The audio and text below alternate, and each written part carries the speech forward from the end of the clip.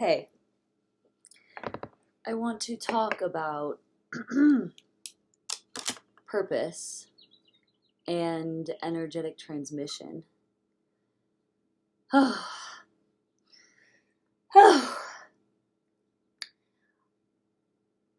There's a lot of narratives I could use to explain how I became the being that I am today. Because I was not always this way, and if you have known me all my life, you probably are shocked. Maybe you don't understand how who I am, what I'm doing.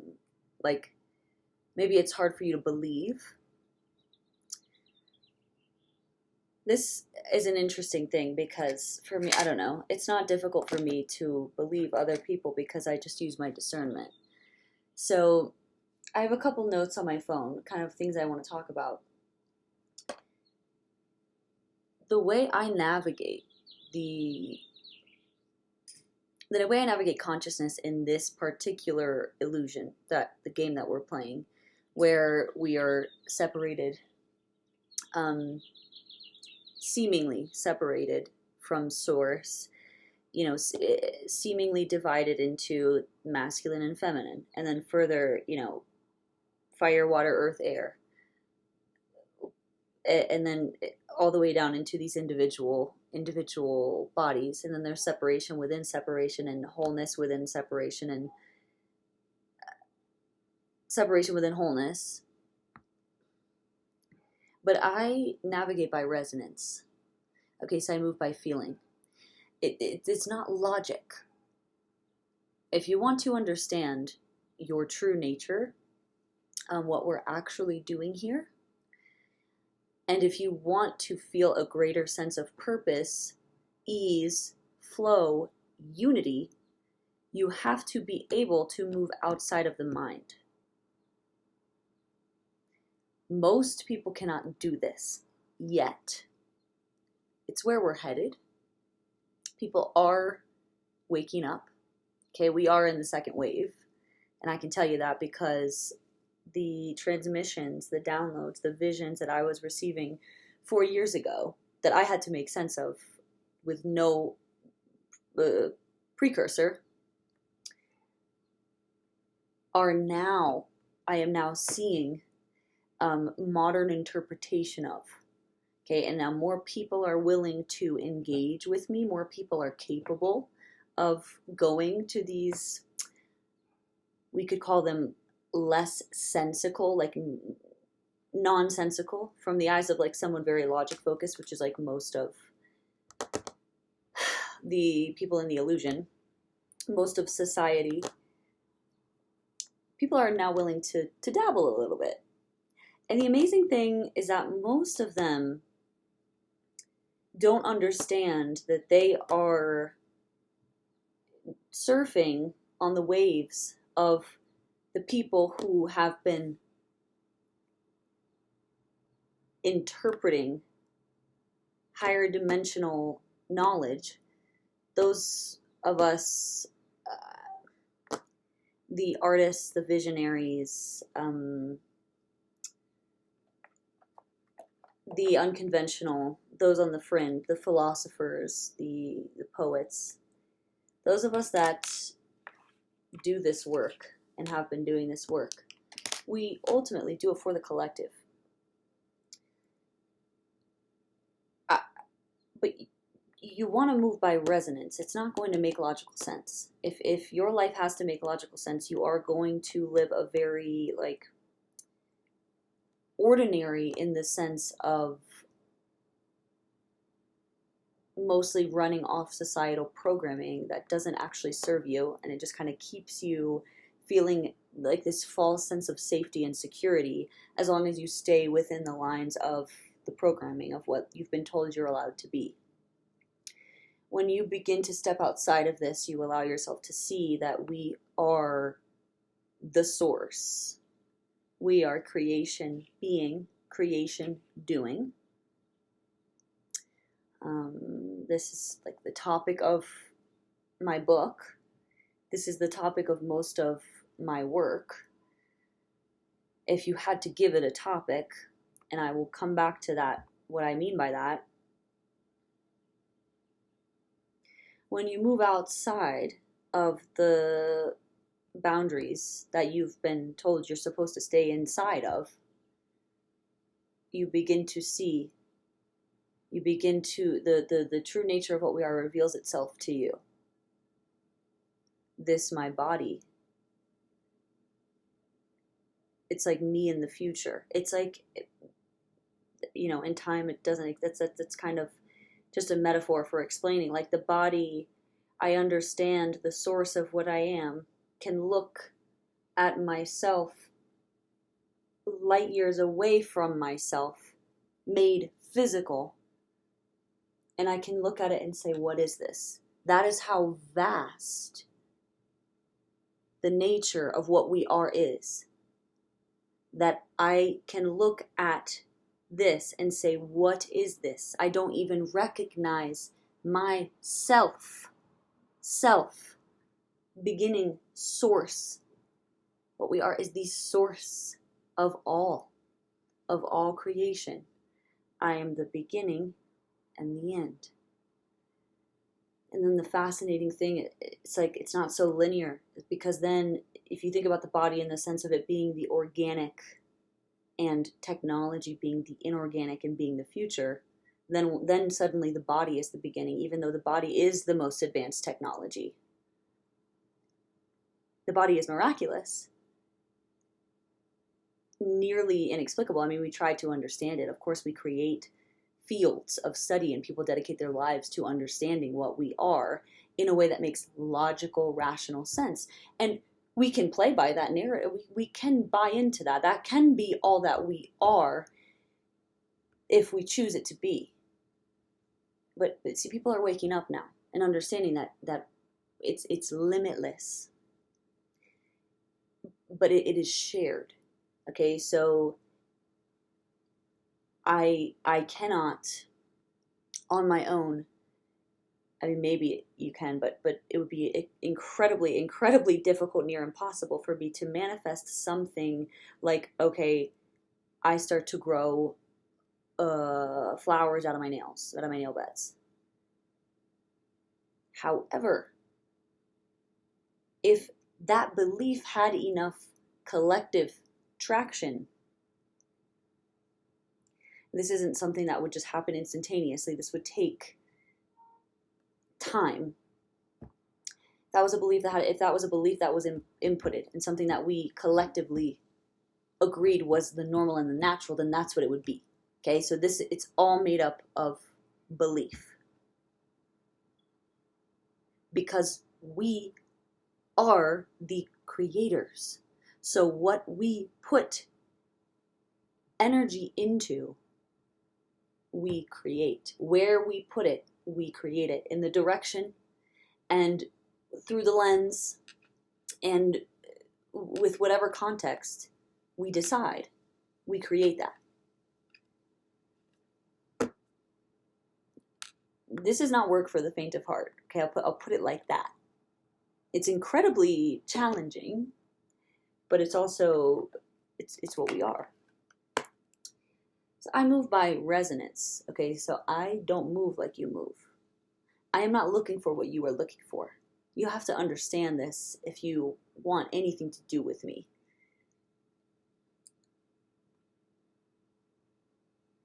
So much of your agency has been taken from you, and you don't even know it, because you're buying into belief systems that don't serve you, don't serve anybody, but they can be tricky in that you think they serve you, especially any belief system that services you to the discredit or to the disadvantage of another does not serve you.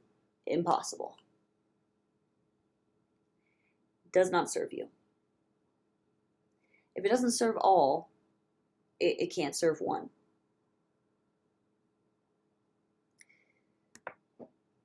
We could get into the truth being ultimately benevolent, but that's kind of a more thorny discussion. So what I'm saying is that many people at this point are coming online to some of the ideas of ideas that have been funneled through the awakening, through the awakened individuals, through the catalysts, through the beings that are here to challenge, to awaken. Okay, you are probably one of these beings if... So, well, for me, it's been a life of desperately searching for an objective truth. I had an obsession with objective truth growing up. It bothered me when I like to consider perception, and that I was more so living in separation at that time because that's all I really had access to. So I couldn't understand the experience I was having internally, and then the experience I was having physically, or what I was seeing, or the way the world worked. It did not match up. My internal experience did not match up with what I could see in the physical world. And also, my internal experience of myself did not match up with the way I was treated. And that was always very disorienting. Now that I have a better understanding of the way this reality works, which is there is an unseen narrative, that's the truth. Then there is the physical. The physical it comes after. It is inevitably the past, because the present moment is within. The present moment is a state, and it is found within. Everything is found within, and everything is a state. Nothing is actually here. Two atoms never touch.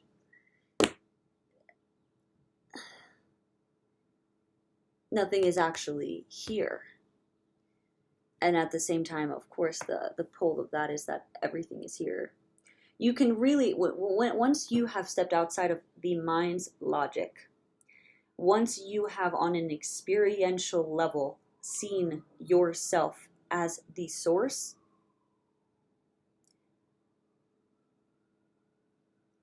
I don't want to say that you know everything, because you don't. However, you do. Like, I don't know how, I have yet to find a way to explain that doesn't create issues, because when we have like egomaniacs running around saying, I know everything, it's going to be a problem. But that's because they are operating from a separate, individualistic, I know everything, to the exclusion of you don't, but I know everything. That's not what I'm saying. When I say I know everything, I am calling upon the I am, which is all of us. It animates, and it's not even that doesn't feel right or sound right to say all of us, because I am is singular. It is, but it's the all of us that is singular. It's the source of us. It is the beginning, and I guess the end, because we're ever approaching singularity again. And I don't know, is that just what we do? But is it a place that we go? And yes, maybe, yes, no, both. You begin to like break down concepts that were taught to you as very like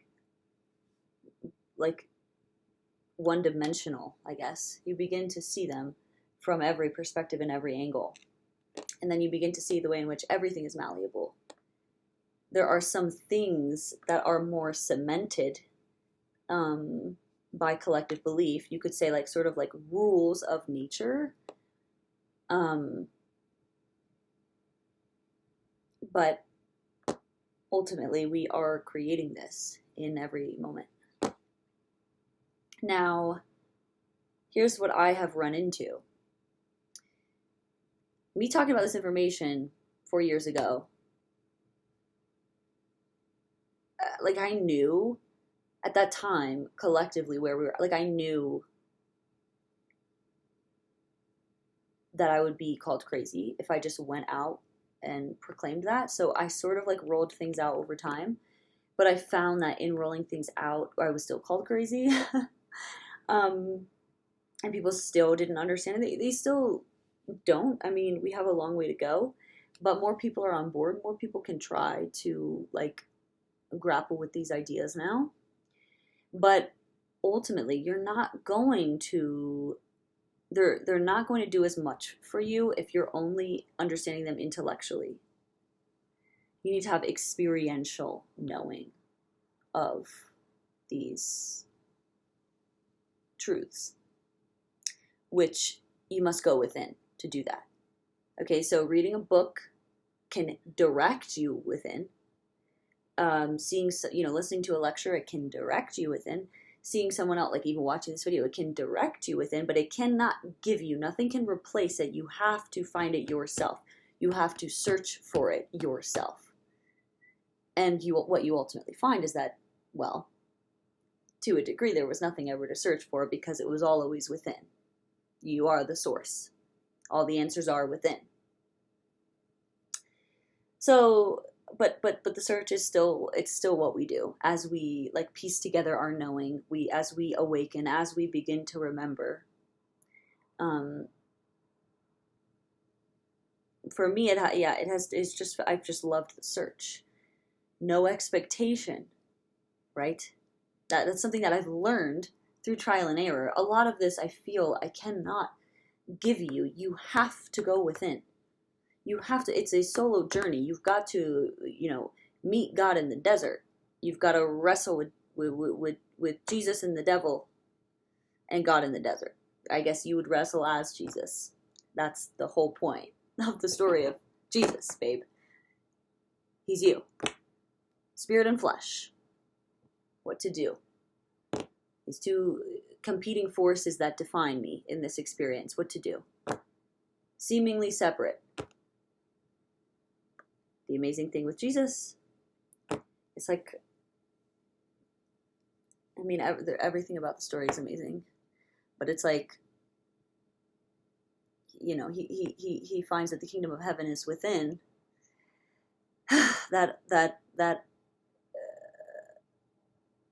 Hey, we no longer have to suffer because the kingdom of heaven is within, and they crucify him. You have to understand a little bit what you're up against, the truth of what we are is up against, like layers of illusion steeped in, like, it's Plato's allegory of the cave. He says, come on out, there's more than just the shadows, and they want to kill him. Because people cling to their suffering. They cling to it. I should say I'm not, it's obviously, but it's just not something I do anymore. Okay, something I used to do. People cling to their suffering for many reasons, obviously, and so many fields of study try to dissect this and understand this. And we do have a lot of tools at our disposal for understanding our own psyches, our own psychologies. Like, okay, what are my traumas and why does this particular thing affect me? And that's all good and important work. But when it comes down to it, we cling to our suffering because we're looking for meaning. Suffering does give us meaning. But there is another way.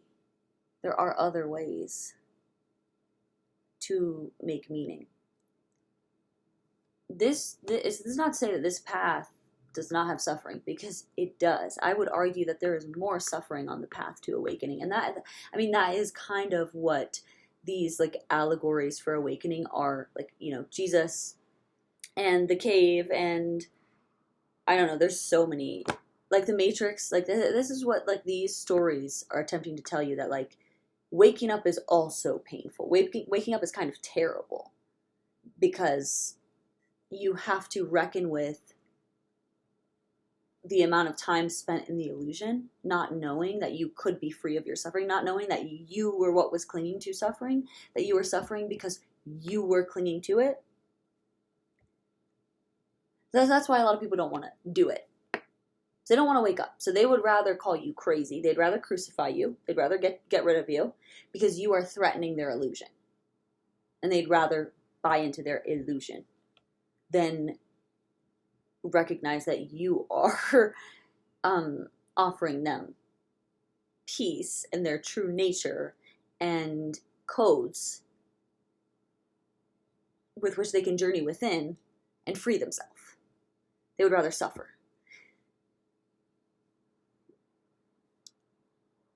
I understand it, obviously. I understand it. Because there are still things I cling to. It's not as it once was. I think this is a practice. It's something I will spend Isabella's life doing.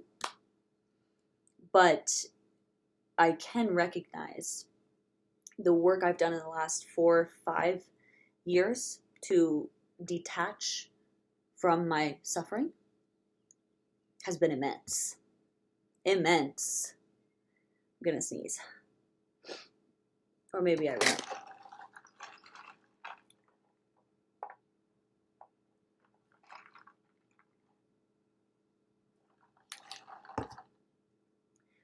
To get outside the logical mind, you have to remember consciousness before separation. Meditation is obviously a very useful tool in this. Really, solitude. Solitude, no distractions, maybe throw some fasting in there, build a meditative practice. I would, when you feel ready and if you feel called, consider psilocybin in small doses as well. But you don't need it. I don't know. Yeah, I guess you don't need it, but it's such a good tool, but it has to be done with intention. It has to be done with intention. We can't be willy-nilly with these things. And you do kind of need to get to a point at which you're even ready for it. Which you have to have a solid enough foundation.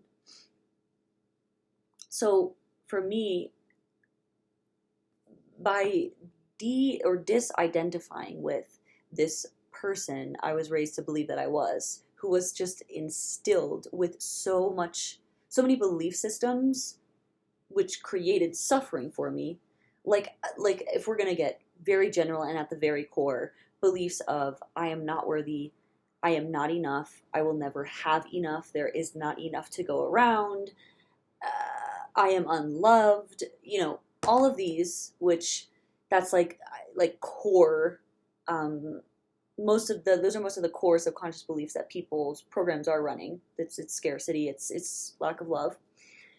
Now you take that like a step further, you want to get more specific. Okay, we're getting into specific insecurities, which can be very nuanced, and so the field of psychology is very useful at analyzing these. But at a certain point, it's like, okay, I don't have to carry around with me this idea that, okay, because my father did this specific thing, I'm always going to look for this specific. Look, let's make peace with the mother and the father within, and then we understand, oh, I just need to know that I'm worthy. Oh, I just need to program my supercomputer, which determines my reality and determines my experience of reality. I just need to program it with beliefs that support me. Beliefs that support me and are rooted in the truth of oneness. Okay, any belief that you try to code, that again, it either like lifts you and disadvantages another. Anything that's not rooted in connectedness, if it's a belief rooted in separation, it will ultimately crumble. It's another form of suffering you're creating for yourself. So you want to root yourself in the one true truth. I am all that is. But I am is all you need. It's Moses in the burning bush. Moses says, "What is your name? What shall we call you by?" I am that I am. I will be that I will be. I am becoming that I am becoming. And there's some variations in the translation there, but that's the gist. It's I am, period. I am. I am consciousness. I am awareness. But I am. I exist. I am. That is all you need. From there, okay, you understand, all right, so I guess I understand the connectedness in a sensorial way, in an experiential way, in a way that is being integrated into my being. I know it outside of logic. Nothing can challenge it because I know it. And this you achieve by going within. It's not for the faint of heart. Okay, from there, we understand. All this to be said, look at me, I'm still Isabella. I didn't achieve that and then immediately, here comes the assumption and I'm assumed back into oneness. And no, I still have to be here and be Isabella. That's another ego death. Another dark night of the soul for you. Okay. So how can I be Isabella in a truer way? If that whole identity that I was told of who I was growing up, if none of that's real, and I'll make a new identity, none of that's real, what could the point be? I guess I got to get down to the very basics and start observing what energetic transmissions I feel coming through this vessel. Before any idea about myself, before any idea about who I am, who I'm supposed to be, things I've learned about, how people treat me, before any of that, what do I feel? It's almost like you want to get pre-language with yourself. You want to get and this is why the creative process is so innate, and useful and relevant, because you almost don't want to strictly define these things. Like, you don't even want to get it down to an exact science. You want things to be able to flow and maybe not make a little sense sometimes. Because what you will find is that ultimately most things do make a kind of sense in a larger picture that you have to be able to detach from the mind in order to see. You have to be able to gain a higher perspective in order to see. Who's the observer's observer? Like, play that game for a little bit. I did that for about a year. And I've done meditative, getting into a meditative trance where I say the same sort of word of gratitude over and over and over and over and over and over and over. Do these things that almost destabilize the logical mind, which meditation in general, yoga also does this. Touching the earth, going to, go out in the mountains, go to the beach, whatever, wherever you can sort of detach from the matrix rat race, you can begin to do this work. But okay, so it's I'm not the ego, so what's the point of having one? And this one, girl, let me tell you, when I struggle with this one. And so I was on this whole trip of dissolve ego, no desire, spirit relieve me, and that led to beautiful things. And I needed that era of my spiritual journey because that was the era I really fell in love with the story of Jesus, and that was where I accessed Christ consciousness for the first time. And truly that time in my life can never be touched or replicated, because it was so pure. It was I had truly been put through the fire, washed clean, and what was left, and it was what's left is this burning love and this burning desire to give it to everyone I know, and this burning desire a desire so burning, a conviction so powerful that put me on the cross for me to prove it to you. To access that, can you even understand? You have to experience that. It's not the same to intellectually understand that. You have to be in the state of being in which that is your truth.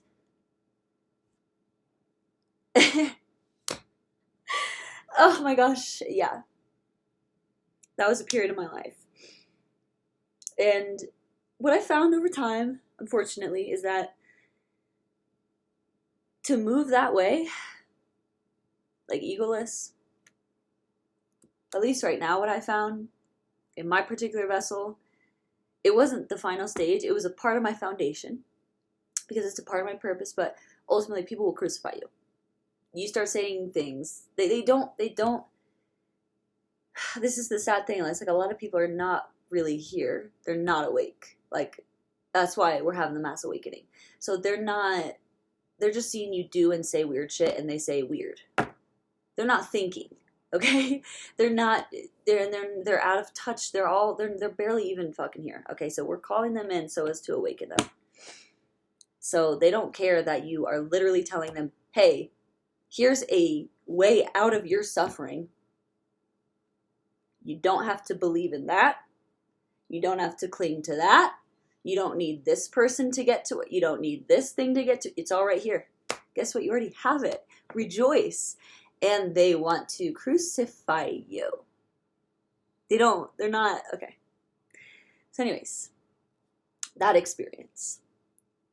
I come out of that and it's like, okay, maybe I'm being called to build an ego. How can I build an ego that actually serves I am, the greater truth? That's where we start to look at, particularly in this vessel, in this being, what am I experiencing? Because all my life I've been believing that I'm experiencing what they tell me I'm experiencing, but what am I actually experiencing? It's like, it's beyond profound what you actually find in this segment of the awakening. Because so what you have to do is like create that foundation, right, of I am whole, I am complete. And a good way to do this is to go through the chakras, and you'll start most likely with the root. A lot of people's spiritual journey starts with integrating the belief that I am safe. I am safe.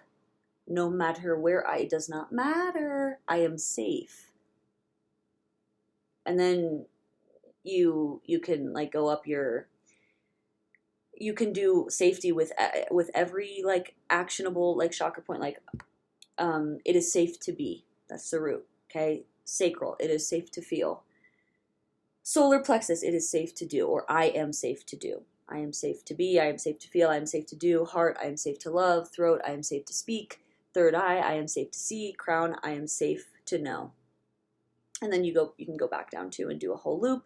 Meditative practice, like envisioning each chakra with its associated color, lighting up, lighting the fire, or sometimes that moving like a wheel. You will begin to find so many spiritual practices that are so unique to your being, that no one had to teach you, that no one had to show you, that you didn't have to read in a book. You will find when you detach from this limited identity and from this idea that we live in like this logical, rational, I'm you, you're me, we are one. We're like, lift the curtain, which is the physical body, the avatar, and I'm over here doing this. You're over here. We are both the same.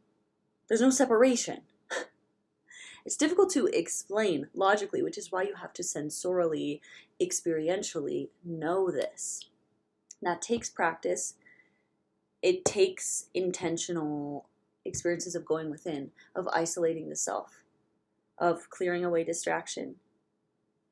And it takes practice. I'll continue all my life. There's no way to ever know everything, as much as I said earlier that there is. But there also isn't. You'll know what I mean if you know what I mean. How can I create an ego in which I can fulfill my divine mission here? Because once you go through this, the burning fire of, okay, it's collective, it's shared. You really do have this dark moment of, well, why am I not resting in unity? Why am I here amongst immense tragedy, immense suffering? What am I doing here?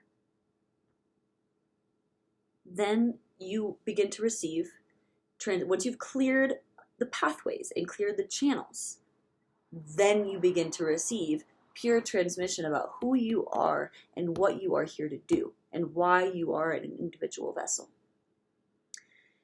As you move forward, of course, you're always going to be balancing both truths. I am all that is. I am Isabella. I am everyone else, I am not everyone else. You're always going to be balancing both. But obviously, the higher truth is you are the thing which holds both of these truths. That's what you are. The higher thing is your awareness. You are pure beingness. You are the act of creation. You are source. You are capital G, baby. They don't like when you start saying that. They don't like when you say I am. People start to freak out. They're like, whoa, but no, that's somewhere, and it's either it's not there or it is there, but it's somewhere. No, babe, wake up. It's us. Surprise, surprise. I know we've been playing hide and seek all this time, but it's us. We're here now. We're awake. We're coming online. So, yes, you begin inputting beliefs. I am whole. I am complete. I am worthy. I am peace. I am bliss. I am fulfillment. I am abundance. Like all of these things. You will begin coding those into your supercomputer. And you will also begin to understand, like, the body responds only to the programming. Okay? Understand me here. The body responds to this programming, the mind. So whatever you believe about the body, what ailments it has, what problems it has, that the body will have those. However, if you instill a code of I am healthy, my body is healthy, that's what the body will do. The body listens to the mind. Okay. I'm going through my Saturn return right now, so I'm definitely in an era of, like, I've done a lot of those, I think, greater self-understanding codes, and now I am in some more, like, bodily specific codes that I'm inputting, which are fascinating to see.